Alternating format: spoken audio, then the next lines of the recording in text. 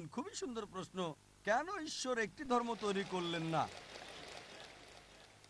কেন তিনি ভিন্ন ভিন্ন ধর্ম তৈরি করলেন? তাহলে তো কোনো সমস্যা থাকতো না, কোনো দ্বিধা থাকতো না। আমি তার সাথে একমত, খুবই সুন্দর প্রশ্ন। যদি আপনি কোরআন পড়েন, আল্লাহ কোরআনে বলেছেন সূরা আল ইমরান ৩ নম্বর সূরা ১৯ নম্বর আয়াত, ইন্নাদ-দীনা ইনদাল্লাহিল ইসলাম।